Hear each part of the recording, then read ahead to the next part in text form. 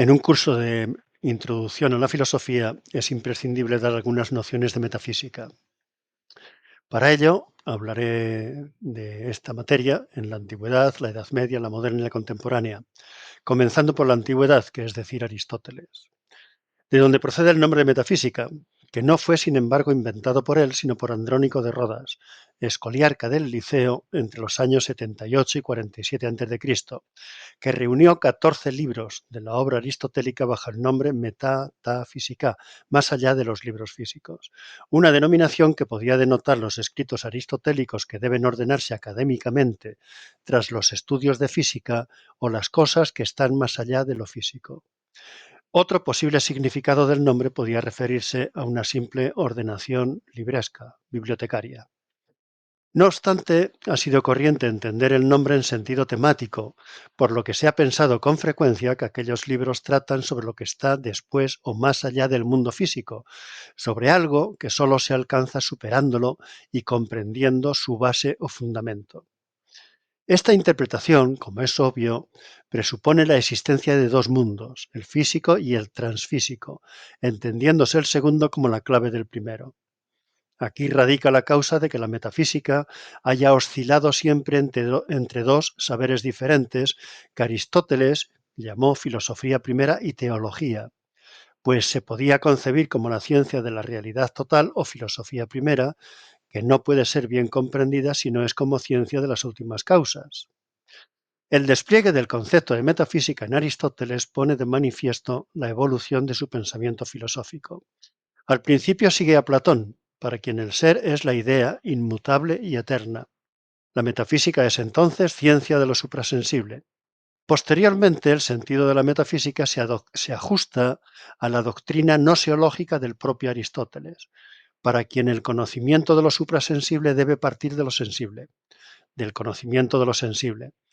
Puesto que pese a todo, se concibe lo primero como causa de lo segundo y en consecuencia es el concepto de causa lo que liga ambos planos, la metafísica se concibe ahora como ciencia de las causas, lo cual plantea el problema de asignarle contenidos diversos y de dividirla consecuentemente en dos, quedando así en entredicho.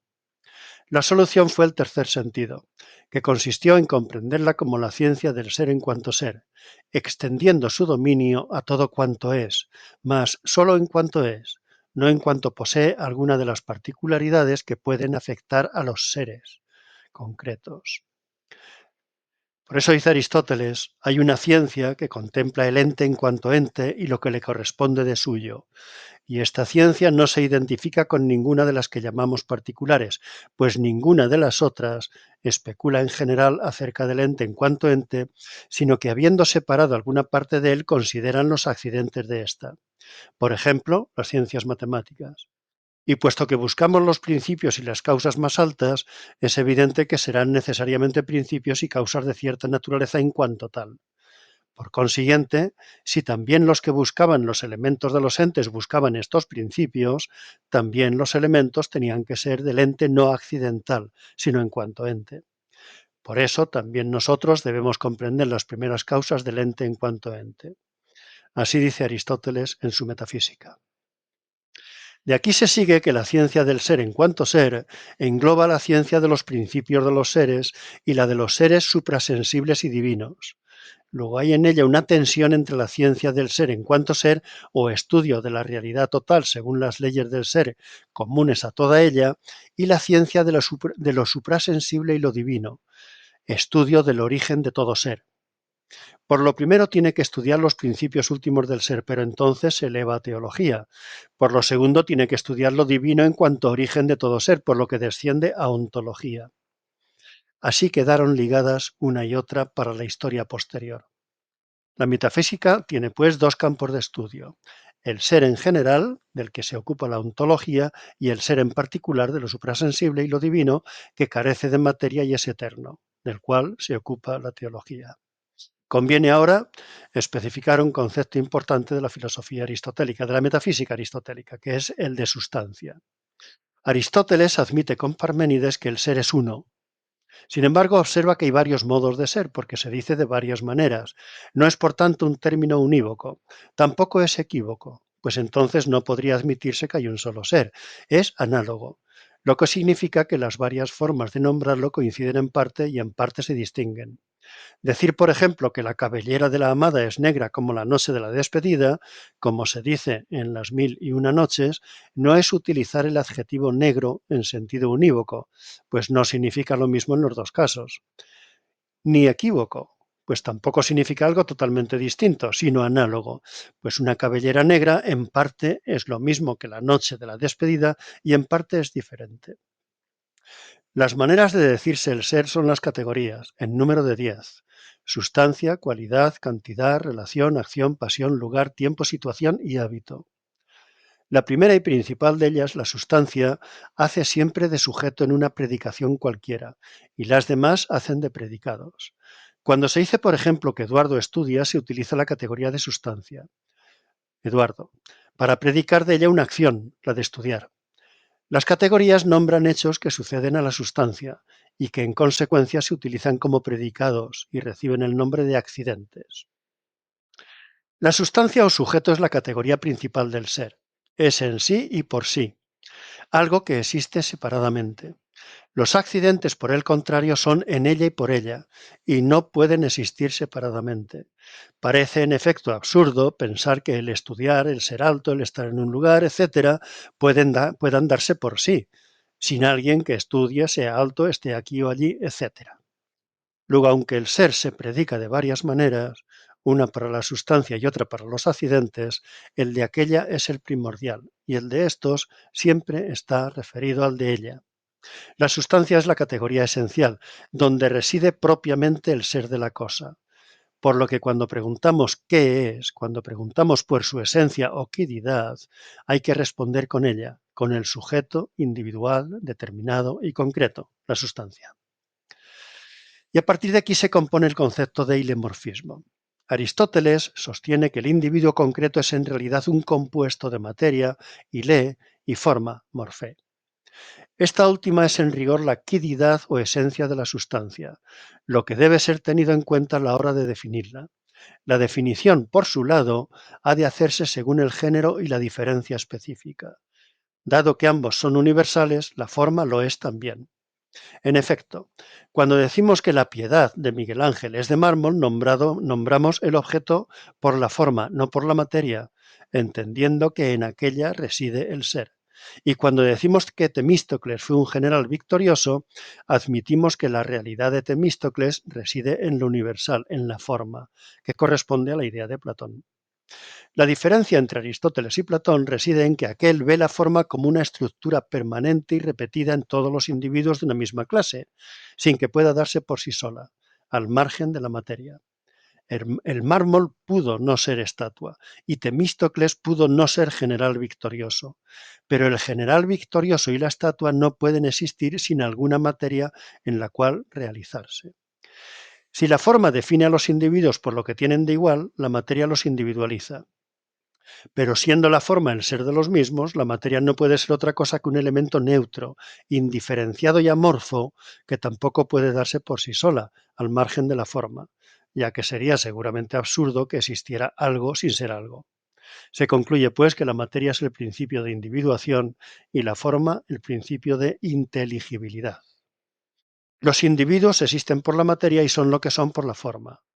Puesto que la primera es ininteligible en sí misma y se vuelve inteligible por la segunda, no hay más ciencia que la que pueda obtenerse acerca de esta, pero de los individuos en sí mismos no puede haber ciencia alguna. Es evidente que Aristóteles confiere una clara prioridad ontológica a la forma al considerarla como la esencia y naturaleza de la cosa. La materia de la que están afectados los individuos es en ellos la posibilidad o potencia de llegar más o menos logradamente a la forma, a su propia esencia, de ser en acto lo que son en potencia. A un hombre particular le corresponde ser hombre de pleno derecho, pero si vive en un lugar en que las circunstancias políticas, económicas, etcétera, le son contrarias, nunca lo será. Y arribamos ahora a otro concepto importante de Aristóteles, que es el primer motor inmóvil. Si hubiera algún ser que fuera plenamente él en cada momento de su existencia, un ser para el cual fuera imposible abandonar su esencia, carecería de materia. Un ser así sería acto puro, sin mezcla de potencia, forma pura inmaterial. Este ser es Dios, primer motor inmóvil o inteligencia motriz de los cielos. He aquí cómo el estudio del ser en general, que lo es de la sustancia, conduce en Aristóteles al de la sustancia suprema. Así se desenvuelve la ontología en teología. Un ser sin materia carece de cantidad y cualidad, no está aquí o allí, es intemporal, no puede tenerse por sujeto de ninguna de las categorías o accidentes. La ciencia de esta sustancia inmóvil, eterna y separada de las cosas sensibles, es la teología, la más excelsa de las ciencias, el saber a que todas ellas están referidas, porque es saber de Dios, el principio supremo del que depende el movimiento del universo entero y de la fisis, un principio que a todo mueve, pero no es movido por nada, un primer motor inmóvil requerido como causa primera de la naturaleza.